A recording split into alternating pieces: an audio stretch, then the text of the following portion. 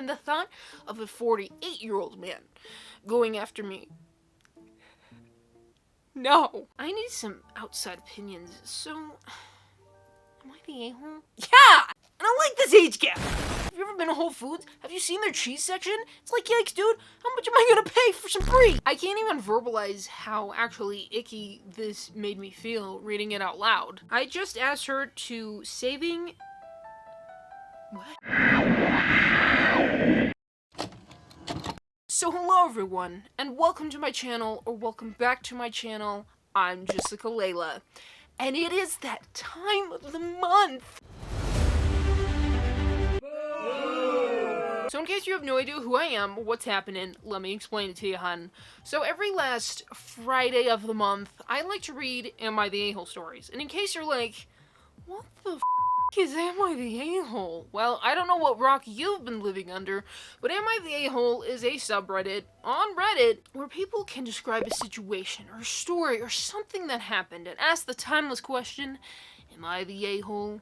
And from there, people in the comment section will make their judgments. Yes, no, maybe so, everybody sucks here, so on and so freaking forth. And my main go-to for this is 2 pages on Instagram called Toxic Reddit. They post insanely toxic stories from various subreddits and not just Am I the a-hole? And Viral Reddit, same situation. These 2 accounts are my main go-to because they curate these pages where they find some of the most interesting stories. I've explored these subreddits myself, but I have a very hard time finding stories that aren't like the most boring thing you've ever heard in your life. So if you want to give these pages a follow, they will be linked down below. So hopefully everyone's been having just a chill, great month, but if not, welcome in. Settle in, kick back, relax, grab your snacks, and let's just dive right in with the first story. Am I the a-hole for telling my brother-in-law to get over himself and to quit holding a 10-year-old grudge? My brother-in-law, married to my sister, is a general contractor. About 10 years ago, my dad and brother was building a deck at my parents' home. They asked my brother-in-law if they could borrow his skid loader, but he had said no. I have no idea what a skid loader is. Editor, please show. Rock and roll McDonald's! They prepared the ground as best they could without the skid loader, but got to the point they couldn't go on without it. They went to my sis's house to ask again, but found out brother-in-law went out of town. I think we know where this is headed. They talked my sis into letting them borrow it, so she took them down to his construction lot and they hooked it up to my dad's truck. The next part I'm not sure of since I don't know much about towing, but from what I was told, Dad's truck wasn't big enough or powerful enough to tow the skid loader onto the dump trailer, so he lost control and wrecked. The truck, trailer, and skid loader was totaled. The insurance was barely enough to cover the medical costs and the truck. There was none left to cover brother-in-law's stuff.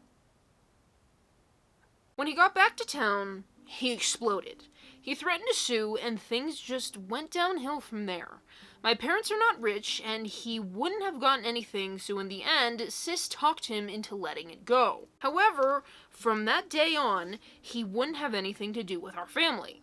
Can't say I blame him, but let's finish this. He doesn't come for birthdays, holidays, nothing at all.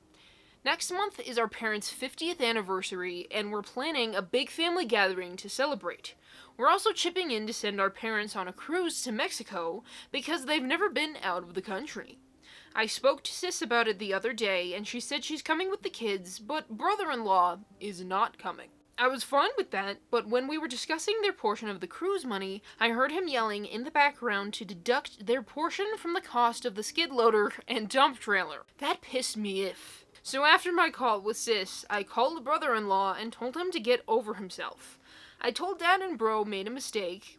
You gotta stop with these short names. I told Dad and Bro made a mistake, but that was 10 years ago and he needs to let it go. He said he'll let out go when they give him the money he lost. I told him he's an ass for holding on to a grudge and putting money in the way of a family relationship. Sis called me a few minutes ago and said they're not coming and that I was out of line. We argued for a bit, and that's where it stands. I don't think I'm wrong for telling him to let go of the past, but they're not coming to the anniversary party now, so now I'm not sure. Apparently people ask some questions, so. Answers to your questions. let's get something straight. My dad and brother are not bad people. They are good people who made a mistake. They couldn't pay back brother-in-law because he wanted almost $70,000, and again, we're not rich. Dad had to buy another truck because he needed it to go to work.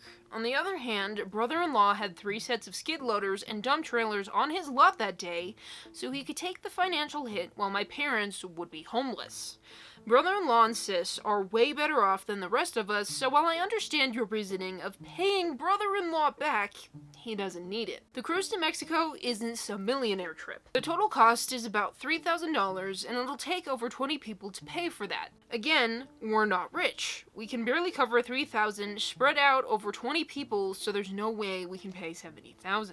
My parents are not rich. Did I just grow up really broke, or is being able to build a deck at your home, like, expensive? No, I'm pretty sure wood is expensive. We had a small, simple deck built as an add-on to our concrete back porch, and a place to elevate our hot tub off the ground.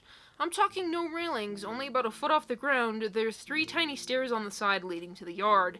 It was still $3,000 in just wood. Here's kind of my take on it. Obviously this is a very deep, multi-sided issue. I think where the story kind of goes off the rails is quite obviously they stole brother-in-law's equipment. Let me pull up the post so I can reference it so I don't get anything wrong.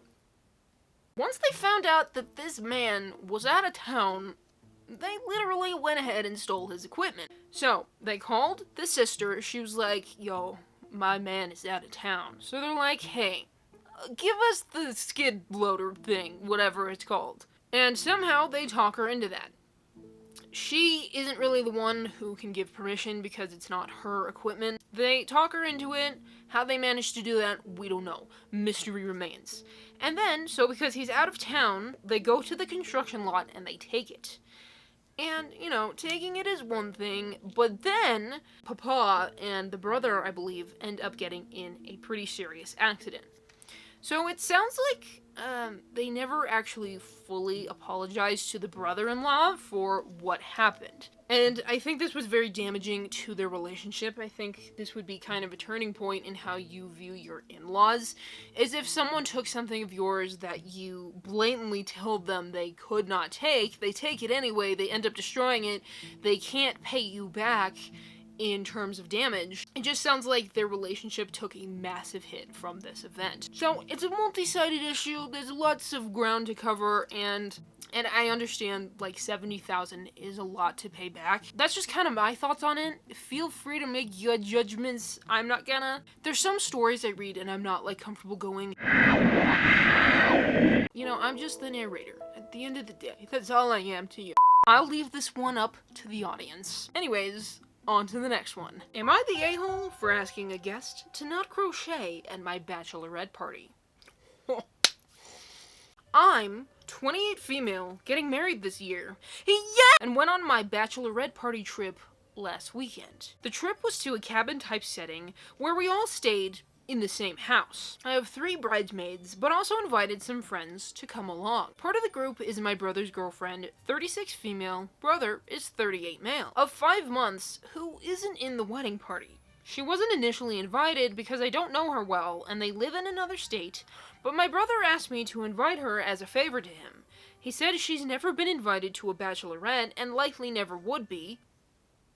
I have no idea why, this is just what he told me, and hoped she could have this experience. Since people would be paying their own way and the group wasn't large, I figured, why not? She seemed nice enough. The problem is that during the weekend, she would insist on crocheting all the time, even during our events and games. When I asked her to participate with us, she said that she took time off for the trip and wanted to make the most of her vacation by catching up on her crochet projects, and that playing games and hanging out with my friends wasn't fun, and she didn't want to waste her days off, all her words, not mine. To be clear, I don't care that she wants to crochet in general. Most of our activities ended after dinner anyways, and we just hang out in the living room. I just asked her to saving the crocheting for at night after the activities. My issue is that she was taking her crocheting with us to places like wine tasting, brunch, a museum tour, etc. It was super disrespectful in my eyes because she'd insist on coming, yet she wouldn't participate in the activity. Honestly, I was bothered that she was crocheting when we were playing bridal games, but at least that was in our living room. The trip's over now, but apparently she was super peeved that I asked her to limit her crocheting time, and my brother's been pestering me to apologize to her for ruining her trip. I personally don't feel like I should, because she shouldn't have come to a bachelorette party if she didn't want to do bachelorette-y things. But I also love brother very much and don't want this to come between us. I'm starting to doubt myself because his girlfriend sounds really annoyed with me. Please help. Edit. I wanted to add some details in case it helps because I think some people think I'm being a bridezilla. So number 1, she was crocheting a throw blanket about the width of my entire arm span. That's what she was carrying with her to dinner, museums, wineries, etc. It wasn't some small thing the size of my palm. She also had the materials for the blanket with her, about 5 balls of yarn. I'm not sure what you'd call it, but each ball was about the size of a cantaloupe. We gave her the option to stay home. I told her I wouldn't be offended if this trip wasn't her style, and she wanted to spend it crocheting, but she insisted on coming out with us to every single event. Even though my brother asked me to bring her, she admitted to me that she wanted to come, and that she had asked my brother to ask me. She doesn't have social anxiety. She just thought our activities were boring and a waste of her time. I mentioned this in another comment, but I overheard her calling my party a basic beach bachelorette, and I didn't want to confront her because I didn't want to cause drama. That's a mean thing to say. My biggest issue isn't that she wasn't giving me attention. Please, I'm a grown adult and already thankful for the friends giving me love and joy during the weekend. I thought it was super rude to crochet such a big project during group activities. She literally brought her blanket to a museum and crocheted during a private tour. Your brother's girlfriend sounds like a real a-hole. No matter what she/your bro asks in the future, don't invite her. She doesn't deserve it. There's a reason she wants to tag along with you and your friends. She doesn't have her own. There's usually a good reason for that. Her brother's girlfriend is crocheting this huge blanket and bringing it around to events they're doing. She's mocking the bride's choices of activities and parties and things she wants to do for her bachelorette party. Even before the extra details came in, I was like, this girl kind of sounds kind of icky to me. I found it to be kind of red flaggy. Hold on, let me pull it up. I'm dumb. So I found it kind of red flaggy that, first of all, she's treating this like a trip. Like, I understand, you know, you get time off, you want to do stuff, but this isn't a trip if you agree to come to a bachelorette party, especially because you asked to come. The fact that she's never been invited to a bachelorette kind of tells me that maybe, possibly, she doesn't have a lot of close female friendships, but that's just me inferring. We don't know that as a fact. Second, like, I don't know how many people watching this knit or crochet or do any of those yarn making activities, but I used to knit back in the day, and knitting actually ends up taking a large amount of space, and I imagine that crocheting is very similar, especially when you're making a blanket, because I'm pretty sure from what was described, she must have chained up the whole thing, so it's, you know, an arm's length, she said. That's a huge project to bring with you out in public. So, first things first, that's deemed inappropriate in my eyes, because she's doing that in public. Because she's doing that in public on a private museum tour. And then, the third thing I didn't like is that she's a basic bachelorette. Like, there was no need to say that.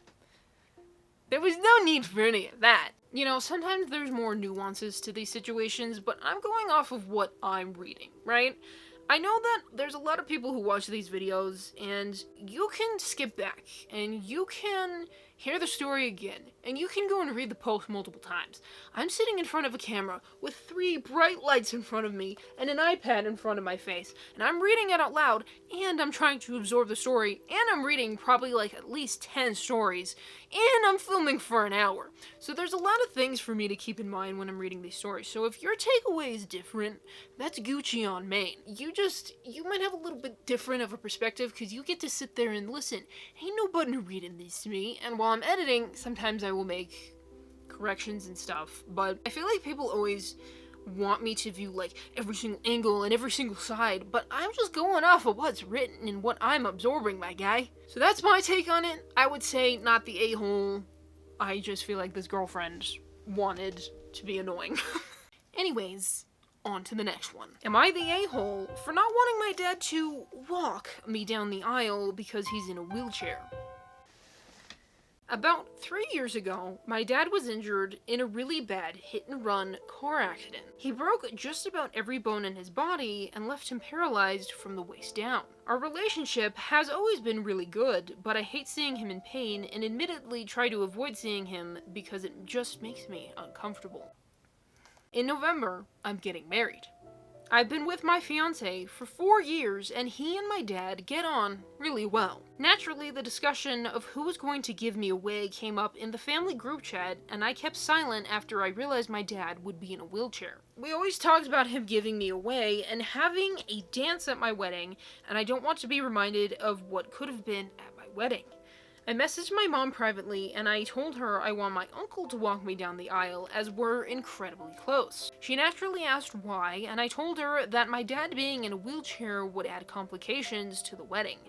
The walkway would have to be widened to accommodate his wheelchair, and he wouldn't be able to hold my arm or give me a proper hug. She was outraged, called me an ableist POS, and removed me from the group chat. My aunt has since called me telling me my dad is absolutely devastated.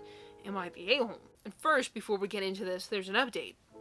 I appreciate all the people who have messaged me offering me support. Your kind words have meant a lot to me whilst rifling through a bunch of messages, telling me to do horrible things to myself. Regardless of what you think of me, telling me these things isn't okay. I'm going to call my dad tomorrow. Update number 2. Can people please stop messaging me such horrendous stuff? Think about what you're saying. You may not agree with me or my life, but you're just as bad as I apparently am if you're going around saying stuff like that to strangers on the internet. Update! Not that I owe it to anyone, but I thought I'd give you all an update. My boyfriend and I have decided to part ways, and I've apologized to my dad. Wow, that was quite a story. In some ways, hear me out on this before you get mad. I understand. I understand that seeing someone you love and you care for be in pain or have their life situation completely be altered in the blink of an eye, basically, that's gotta suck, right? So I understand with that side. Hey! Now, my first major point of contention with this story is her saying that she's uncomfortable being around him, that she hates seeing him in pain and tries to avoid seeing him because it makes her so uncomfortable. That's pretty crazy. Her father was injured in a really bad hit-and-run car accident. It's kind of amazing how he survived that. He survived something really horrific, and for your child to avoid you and stop being around you because you make them uncomfortable because of the disability you have, that's an issue. So that's the first point in the story I was like, what? But I feel like he could have been accommodated in a wide variety of ways. I feel like a lot of receptions do keep in mind disability-friendly aspects. Widening, how the seats are set up. Let me make sure. So having to widen the walkway, really very small thing to do. I can't imagine that would take long. I understand being sad about him not being able to hold your arm or give you a proper hug, but he's still giving you away, he's still there, he's still present, he's still, you're still celebrating with him, so you don't have to do it a traditional way for it to still be special and mean something. It's really actually incredibly weird that she can only name 3 things. At the end of the day, I think she is very much the a-hole. I just feel like there's so much accommodation nowadays that could take place for her father. I don't know. The story really icked me out in a variety of ways, and I'm trying to deal with this as sensitively as possible. At the end, what I want you, the audience member, to know is that I think she is 100% the a-hole, 100% very ableistic. This is not how you treat a family member who almost lost their life due to an accident. I can't even verbalize how actually icky this made me feel reading it out loud. What I will say is that people on Reddit tend to get very creepy if they message you. Some people, leave assault threats, or they'll say, like, I hope you end up getting raped, stuff like that. So I do understand that's probably the kind of messages she was getting. And I feel like there's a lot more to the story for the reaction of removing her from the group chat, from her fiance, ending the relationship. I have a lot to say on this, but we don't have the time. I just think, yikes, girl, you got issues that you gotta deal with. You gotta look within, and you gotta deal with those within.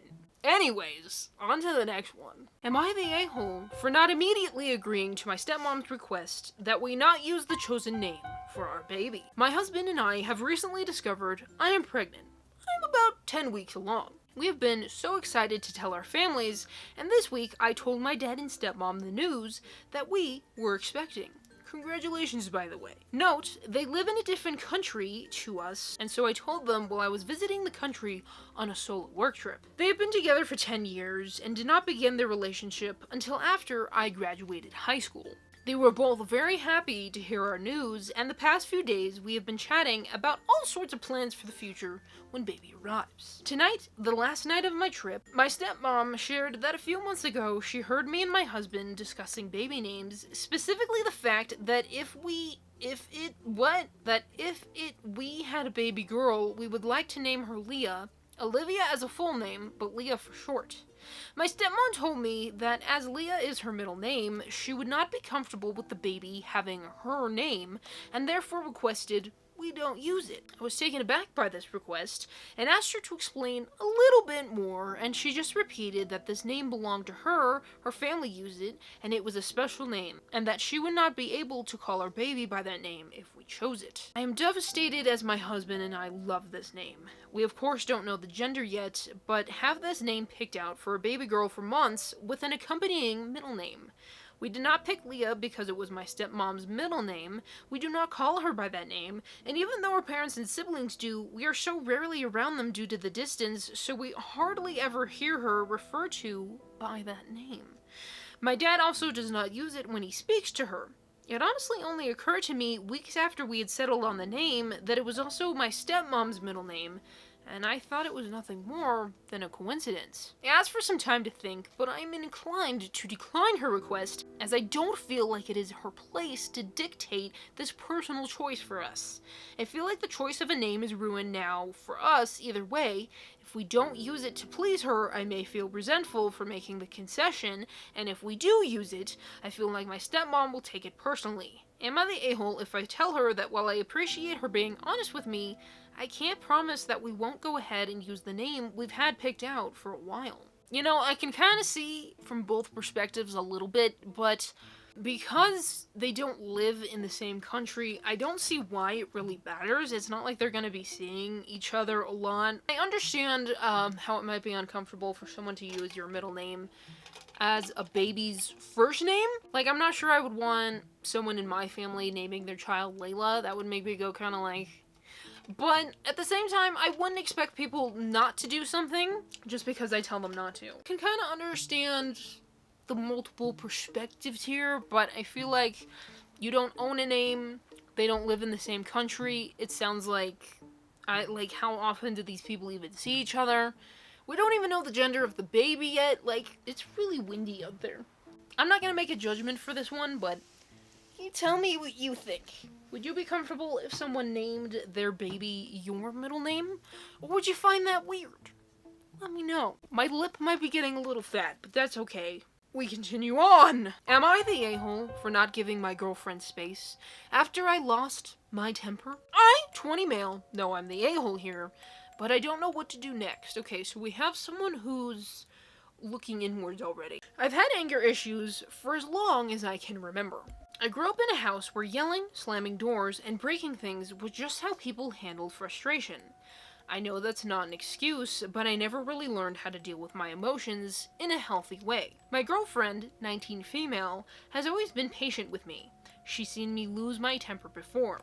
I slammed doors, punched walls, and once threw my phone across the room during an argument. I always told myself it wasn't a big deal because I wasn't hurting anyone, just objects.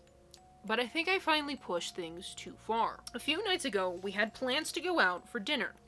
Nothing big, just something we were both looking forward to. At the last minute, my boss asked me to stay late for overtime. I needed the money, so I said yes, and I texted her that I couldn't make it. When I got home, she was upset. She told me she understood that I had to work, but she was frustrated because this wasn't the first time I had canceled on her. She said she felt like she was always coming second to everything else in my life. I was already exhausted, and instead of listening, I got defensive. I told her I was doing my best and that she needed to be more understanding. She kept talking, saying it wasn't just about me working late. It was about how I never even tried to reschedule or communicate better. I could feel myself getting angrier and angrier. And then I snapped. I grabbed a chair and I threw it at the TV. The second I heard the screen crack, I realized how bad it was. I looked at her and she wasn't yelling or arguing anymore. She just stood there completely still. She wasn't mad, she was scared. She grabbed her bag and said, "I need some space," and then she left. I tried calling and texting her, but she barely responds. She just said she needs time to think. It's been 3 days now. I went to her place to apologize, but she wouldn't let me in. She told me she's trying to figure out if she can keep doing this. I told her I know I messed up, that I need help, and that I want to change. She just sighed and said, "This is exactly why I need space." I get why she's upset. I've never hurt her, and I never would, but I can't deny that I made her feel unsafe. That's on me. I've been looking into anger management and therapy since it happened, but I don't know if that's enough to fix things. I don't want to lose her, but I feel like if I keep reaching out, I'm proving her point by not giving her space. Am I the a-hole for trying to talk to her even though she asked for space? You're the a-hole.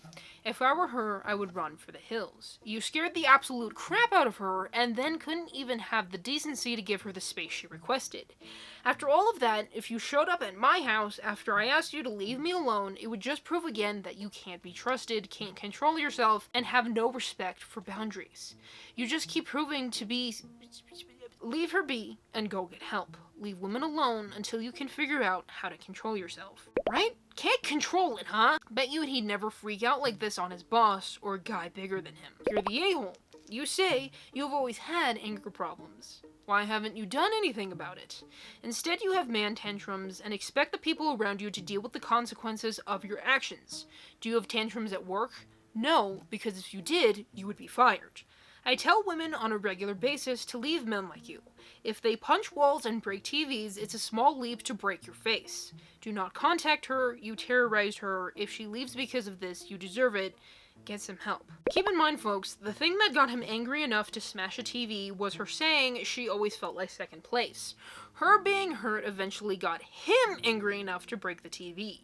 Anger as a response to someone's emotions is volatile, toxic, and abusive. So I was kind of thinking throughout, so he acknowledges that he has anger issues. Okay, that's step one. Good job. What are you gonna do about it? There are people who recognize that their emotions are out of control, or that they can be very damaging to people around them.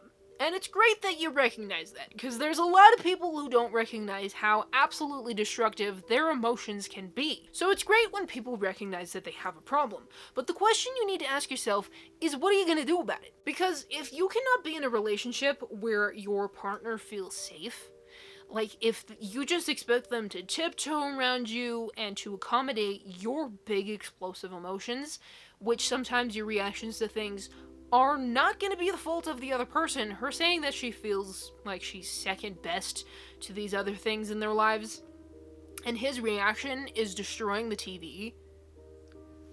You know, some people raised in not great circumstances, some people just do not have a lot of emotional maturity, some people really struggle to get a handle on their emotions, and I understand this, but being toxic, unhealthy, abusive, all of these things that people have commented on, and even just acknowledging that you're part of the problem, doesn't fix the situation. You need help, and you need help in a big way, and it's probably best to not get involved with other people in a more intimate relationship if this is the type of thing you're going to do to them. I feel like once you terrorize or absolutely terrify a woman, it's honestly really difficult to get that level of trust back, because speaking from the perspective of one, I feel like as a woman, you just never know what they're capable of, and what thing is gonna make them blow up at you next. You never know if people like this are gonna escalate the situation more and more each time, and then it becomes actually dangerous, actually life-threatening. I know I'm sitting here yapping, but if there's any person watching this who's on either side, maybe you're the emotional person, or maybe you're the person who's with an emotional person who literally anything could be their final straw. Hear me and hear me well. People who don't actually try and get that under wraps and try and get help, or try and fix it, or try and find a way to de-escalate the situation, or vent out their frustrations, or figure out why their emotions make them literally go blind and get insane in a stressful, tense moment, this is not someone you want to be with. People who make you feel like crap, people who make you feel scared, not people you want in your life, not people you want around you. It doesn't matter how much you love them and they love you. There's going to be an unhealthy dynamic at play. I'm yapping, I'm rambling, but I know that a lot of people in my age group and younger watch these videos, and if there's only 100 people still watching, if there's only 10, if there's only 1, I just want people to know that these are the situations that you want to get out of as early as you can, because 1 second, it's the TV screen, next second, it's your body. That's my take. You are the a-hole. You recognize that. What are you gonna do to change that? And not just change it to make this person get back together with you, but change it to become the better version of yourself that not only this person deserves, but you deserve. Don't you want to be the healthiest, most responsible, well-rounded, emotionally and mentally mature individual you can be? I think we all do. I think we all want to be the best person we can be. So what are you gonna do to change? You gotta start asking yourself the question. Anyways, on to the next one. Am I the a-hole? Unemployed friend keeps asking for money. My friend has been unemployed for over a year. Every other day I'm getting videos of her unboxing Ulta packages, Sephora packages, Whole Foods hauls, her going to Pilates, tanning, and getting coffee 5 days a week. If she's happy, I'm happy. But lately, I haven't really wanted to spend time with her because I can't relate to that lifestyle. I'm working 4 jobs trying to save for a house, which she knows, and she keeps asking me for money. It's never large amounts, usually between $200 to $300, but this time I called her out and was like, listen, I have my own bills that I'm working to pay. I can't justify sending you money to cover your expenses when you are choosing not to work. She said it was for a gift for her boyfriend and kind of made it seem like she was going to give it back right away, but I know she owes her mom $2K and her boyfriend $7K, so I have a hard time trusting that. Anyways, now there were weird vibes between us and I'm not sure what to do. Was I the a-hole? 300 is a large amount, actually. You know, we're living in a time of strife. We're living in a time of a lot of people struggling financially to stay just afloat. I actually have been the unemployed friend. I will say though that I've been going through health issues, so I don't want to hear anything. I would never ask people for money. The fact that she owes so many different people money is like, get your priorities straight, please. And then to be spending, like, where are you getting this money from to do the Sephora and Ulta hauls and Pilates? Like, Pilates ain't cheap, and Whole Foods is freaking expensive. Have you ever been to Whole Foods? Have you seen their cheese section? It's like, yikes, dude, how much am I gonna pay for some brie? If you need money, okay, stop wasting it. Stop spending it on stuff you don't 100% need. If you need food, okay, I can see that. Maybe Whole Foods, not in your best interest. But you don't need to go to Sephora. You don't need to do Pilates. You can do workouts at home.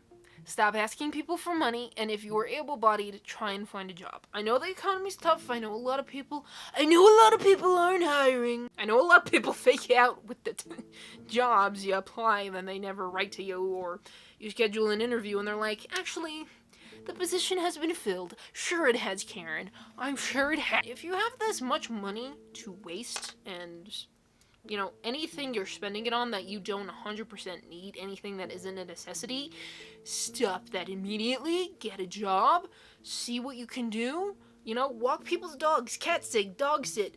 Like, there's job opportunities everywhere. They're not gonna pay great, but stop asking people for money, especially when you're in so much debt. $7,000, I've never owed anyone $7,000 in my life. Your friend not giving you money doesn't make him an a-hole, okay? And I get the vibes are off. Confrontation ain't always easy, ain't always comfortable, but sometimes it's a necessity. You know, it's getting late. I've been recording for a long time because I know people have just been dying for a long video. Let's do one less crazy one for the night. Am I the a-hole for getting mad at a woman for texting me from a Google Voice number? Probably. But let's see. I, 49 male, matched with a woman named Lady, 25 female on a dating app. And I like this age gap! We started talking and it seemed like we were getting along really well. After a couple of days, I asked her for her phone number. She gave it to me and we started talking from there. We've been talking for a few days now. Earlier tonight, we were talking and I decided to try to call her. When I did, I realized that the number she gave me was a Google Voice number. Hold on. I texted her and said, Google Voice? You can't be serious. She texted asking what I meant. I said, why would you give me a fake-ass Google Voice number? I don't have time for games and I don't like wasting my time. She replied back and said, it's a phone number. What's the difference? I replied and I said, it's not a real number. She replied and said, so? I told her to hit me up when she's serious, and she replied with, it's not a big deal, but okay. A couple of minutes later, she texted me again and said, hey, insert name here. I'm frankly disappointed with how you reacted to me texting you from a Google Voice number. Frankly, your anger about it was a huge red flag for me. Let's clap that up. We love confrontational people. Ow, my ring hurt. It showed a lack of trust and a level of control that I'm not comfortable with, especially at this early stage. A simple conversation about it would have been fine, but your reaction made it clear we're not on the same page. I was genuinely interested in getting to know you, but this has completely changed my perspective. I'm no longer interested in pursuing anything romantic. I wish you all the best. I replied back and said, baby, I can't take you serious communicating with you through a fake number. I gave you a real number, so I expected the same from you. Women play too many games over the phone and through the internet, and I am not interested in wasting my time or effort with someone that I don't even know is real. I need proof that you're real, otherwise it's pointless. She replied and said, I said what I said. I replied back and said, okay, I'm sorry if I hurt your feelings, but I won't waste any more time. Have a great rest of your year. She replied back and said, I'm not hurt at all. Plenty more where you came from. Obviously, I dodged a bullet. I replied and said, wow, okay. And she replied back with, okay. Now I'm wondering if I could have handled things differently and if it was really worth getting upset about. I need some outside opinions, so... Am I the a-hole? Yeah! You're the a-hole. Connecting with random people through dating apps is a risk. You don't know what has happened to her in the past. The way you jump to attacking instead of asking is a red flag. The way you went straight to an accusation is also a red flag. The line, baby, I can't take you serious, gave me the fastest ick ever. It's good that you thought to question how you reacted, because yeah, you were a definite seeping a-hole. Dating apps, online dating as a whole, very risky in my opinion. Not something I would want to do. I hear too many horror stories, but irregardless, sometimes I wish I had two phones, you know? Two phone numbers. One I could give to people I don't really care about, and one that doesn't really connect to me personally at all, and then the other one be my personal number. It's true, we don't know what she's been through. Dating can give you some pretty horrible experiences. Maybe there's an ex who was creepy. Maybe there was a guy on this dating app that was creepy. Maybe this is just a means of self-protection. The fact that it bothered him enough, and listen, you're 49. And you're going after a 25-year-old, we know what you are. I talk about age gaps, and I feel like a lot of people get like, they're consenting adults. I get that. Okay. I hear you. It's okay. So I'm 24. And the thought of a 48-year-old man going after me, no. Just not my vibe. I understand some girls like older men.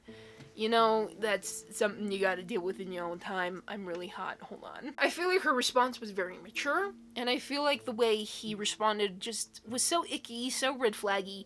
The amount of red flags flying around this video, I can't even count on one hand. It's just the age gap, the way he responded, his clear control issues. Yeah. We know what you are and we know what you're doing. That's my personal thoughts. That's my personal convictions. Maybe you disagree. That was our final one of the night. And we thank the good Lord God it is. And also my voice is going. I don't know if you can tell. That's great. Lots of a-holes tonight. Lots of crazy stories out there. Reddit is something else, I tell you. Filming has just been hard as of late due to health issues. So, hopefully this video makes everyone appreciate me. Because I'm doing the literal best I can. So if you don't want to end the night here and you're like, I need more, boy do I have good news for you. So I will link down to a Reddit playlist below of all my Reddit stories, not just Am I the A-hole, if you want to go and check those out. And you can also give the pages used a follow. So thank you all so much for watching. Hopefully you all enjoyed, and hopefully I will see you all here next time.